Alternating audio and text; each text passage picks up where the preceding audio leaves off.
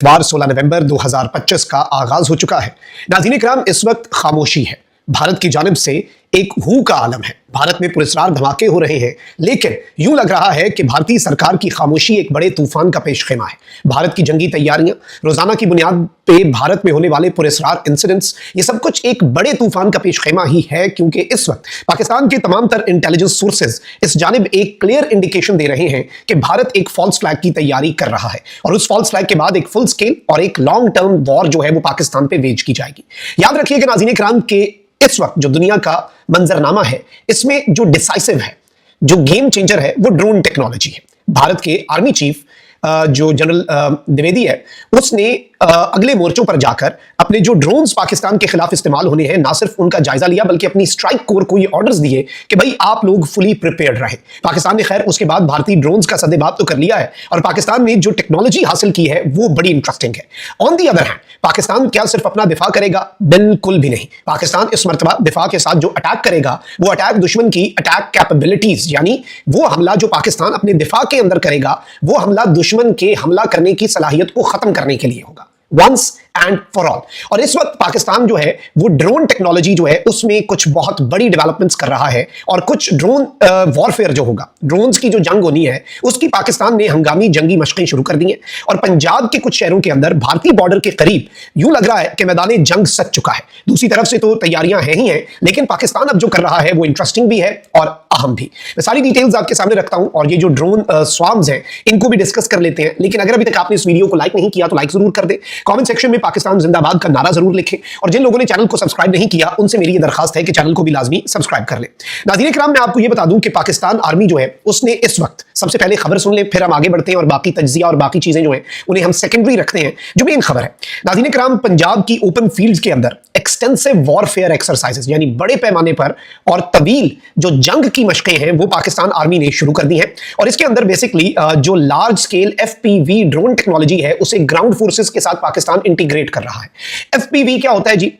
FPV होता है first person view और ड्रोन्स के अंदर इसका मतलब ये होता है कि ये जितनी सामने चीजें होती हैं उन्हें डायरेक्टली जो कैमरा ये लेकर जाता है ड्रोन और इससे ग्राउंड फोर्सेस के साथ इंटीग्रेट करके जो जंगी मशकें हैं वो पाकिस्तान आर्मी ने इस वक्त शुरू कर दी हैं और पंजाब की ओपन फील्ड्स जो है उनका चुनाव किया गया है कि वहां पर हमने ये जंगी मशकें करनी है और भारत के ड्रोन वॉरफेयर का जवाब जो है वो हमने यहां से जो ड्रोन स्वार्म्स जाएंगे उनकी सूरत में देना है। इसके साथ ही साथ ये ड्रिल्स जो है नाज़रीन इकराम इन्हें डिजाइन किया गया है ताकि ये रैपिड, कोऑर्डिनेटेड और टेक ड्रिवन ऑपरेशनल रेडीनेस जो है, याद रखिएगा, तेज तरीन और बेहतरीन कोऑर्डिनेशन वाली और टेक्नोलॉजी के साथ जो मरबूत एक ऑपरेशनल सिस्टम है उसे बेसिकली डिजाइन किया है पाकिस्तान ने और ये कन्वेंशनल और अनकन्वेंशनल थ्रेट्स के लिए है। याद रखिएगा कि मई 2025 में पाकिस्तान ने जो इलेक्ट्रॉनिक वॉरफेयर की टेक्नोलॉजी इंडिया के लिए इस्तेमाल की, इंडिया अभी तक वो समझ नहीं पाया। वही समझते समझते नई दिल्ली और मुंबई के एयरपोर्ट्स के ऊपर जीपीएस जैमिंग हो गई मुबैना तौर पर। वही समझते समझते 3 अपने जो इंडियन एयरफोर्स के ट्रेनर जेट्स हैं जंगी मशकों के दौरान एक ही दिन में क्रैश हो गए। वही समझते समझते अपने मिसाइल्स मिसफायर होकर राजस्थान के एक गांव में गिर गए। मतलब ये अभी तक वो टेक्नोलॉजी समझ ही नहीं पा रहे और उसका खुद ही शिकार हो रहे हैं। They literally have no idea. तो पाकिस्तान, देखिए सिंपल सी बात है कि अगर इंडिया ने पिछले 6 महीने कुछ सीखने के लिए इस्तेमाल किया तो हम हाथ पे हाथ रख के बैठे हुए हैं भाई।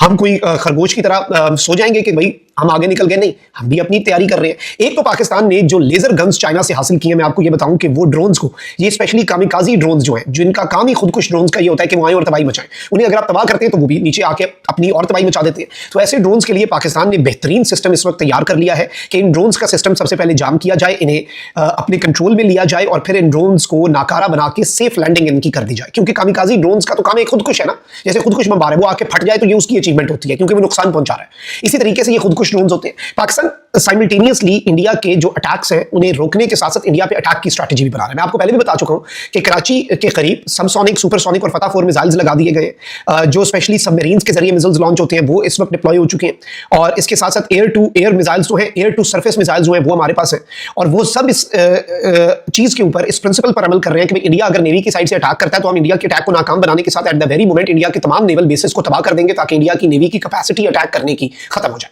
यही एयरफोर्स के लिए लागू होगा रूल कि इंडियन एयरफोर्स के जो बेसेस हैं उन्हें नाकारा बनाया जाएगा। अच्छा, ये जो ड्रोन्स वाला काम है इसके ऊपर भी अब ये हो रहा है नाज़रीन इकराम कि पाकिस्तान जो है, एक तो खबर ये है, इसके साथ ही साथ जो ड्रोन स्वार्म्स हैं मैसिव लेवल पे। अच्छा, ये ड्रोन स्वार्म्स क्या होता है? बेसिकली स्वार्म ड्रोन्स वो होते हैं, ये multiple unmanned aerial flying platforms होते हैं और इन्हें इंटीग्रेट किया जाता है एक सिंगल नेटवर्क सिस्टम के अंदर। यानी आप सादा लफ्जों में समझ लें कि ढेर सारे ड्रोन्स हैं, वो एक ही सिस्टम के साथ इंटीग्रेटेड है, सेल्फ कंटेन्ड है, वो आपस में कम्युनिकेशन करते हैं। इधर से चले गए, हमारी तरफ से तो चले गए ना। अब वो जो ड्रोन्स हैं उनका आपस में राब्ता है, वो जो एक पूरी हमने ड्रोन्स की फौज एक साथ भेज दी, उनका आपस में राब्ता है। और वो क्या करते हैं, वो आपस में राब्ता करते हैं कम्युनिकेशन के लिए, रिकॉनिसेंस के लिए, और वेपन्स और म्यूनिशंस को किस तरह से एनिमी टारगेट पे स्ट्राइक करना है, ये उनके अंदर ऑटोमेटेड सिस्टम है। देखिए, जंगे एआई और जंगें जो है वो टेक्नोलॉजी के साथ ही लड़ी जानी है, इस चीज को आप अपने ज़हन में रख लें। और बड़े अच्छे तरीके से मैं भी इस बात को समझ लूं, पूरी कौम, दुनिया समझती है ना।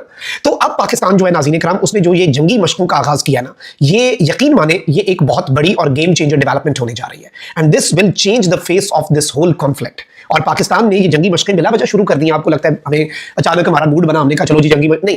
देखिए, इस वक्त इंडिया के अंदर जो खिचड़ी पक रही है ना, वो बड़ी खतरनाक है। अब तो एनडीटीवी ने श्रीनगर वाला जो पुलिस स्टेशन के अंदर इनकी अपनी नायली वाला ब्लास्ट है, उसे पाकिस्तान के साथ कनेक्ट करना शुरू कर दिया।